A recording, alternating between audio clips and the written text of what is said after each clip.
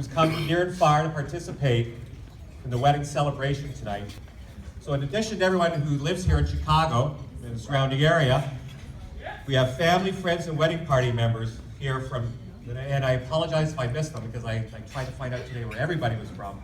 We've got people here from Seattle, Vancouver, Edmonton, Denver, Toronto, it's hometown for everybody, New York, Orlando, Kansas City, and Washington, D.C. Did I get everything? Did I miss anybody? California, we got someone from whereabouts? Where are you from, folks? San Diego, too. Well, hold on. And I would be very remiss if I didn't talk about the delegation who joined us from Minneapolis.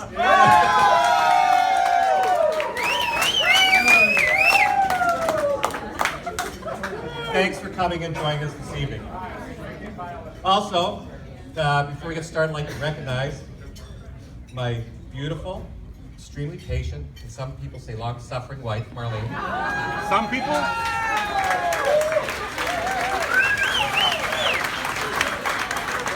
I'd also like to recognize the groom's parents, Rose and John Coletti, here tonight.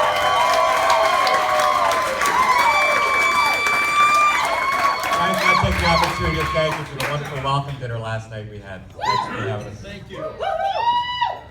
Wasn't that a great ceremony? Wasn't that a great venue? First time we saw it on Friday, we walked in here, it was like, wow, it looked great. And here we are in downtown Chicago. We're on the river, beautiful city, love it here. And we're gonna have a fantastic evening, so I want everyone to make sure they enjoy themselves tonight. Now, the father of the bride traditionally gets to speak first, because by the time everyone else rolls around, they're just tired of listening to people, so I get to bore you. I'll try not to bore you too much. But also I get to thank everyone for coming. Also at the end I get to toast the happy couple. But in between I get to talk about my daughter. And I've been waiting for this for a long, long time. She's all ready. Now, first time I saw Melissa on December 5th, 1988. She was born. And actually, we had a little joke about, we were supposed to, my birthday's on December 3rd, we were supposed to go out that night, and I still blame her for, ruining that night, but I couldn't go out, because Marlene was having contractions.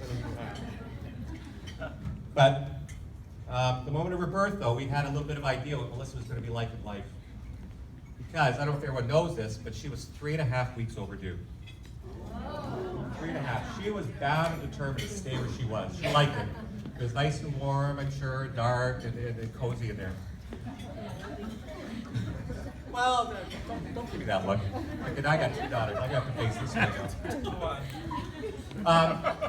But finally, and after not 1 but 2 inducement procedures, she finally decided to come after 3.5 weeks. And out came this little tiny, little pink and wrinkled. But she was also like white with all this dry skin and scabby head from all the probes that went in there. But you know what? And she looked like, I don't know what she looked like, but you know what?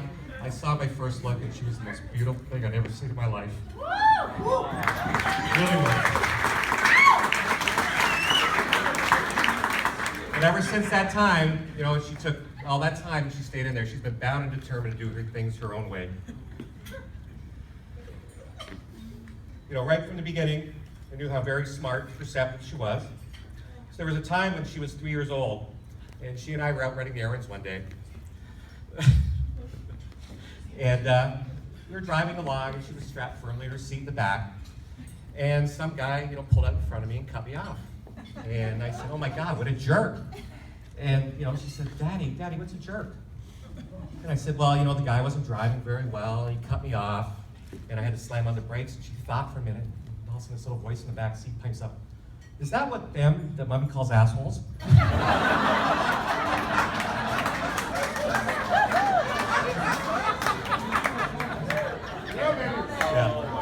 Yeah. She's also a very fearless little girl when she was growing up.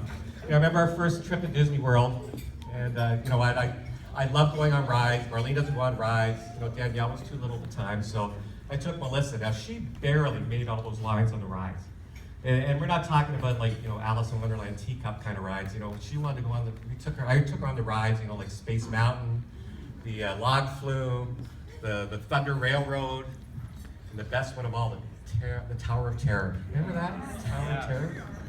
Like I said, I had to get her to step on her tiptoes, make the line. She got in. So we're strapped in, and the ride starts, and all I start hearing is all this screaming and crying. And she's clutching to me and holding on, and I'm getting all these terrible looks from all the parents around. The ride's over, we're walking out. She's still shaking a little bit, holding my hand, tears still drying on her face. She looks up and goes, "Daddy, can we go again?" But you know what? As she grew older, very competitive. She was did a lot. She played a lot of sports.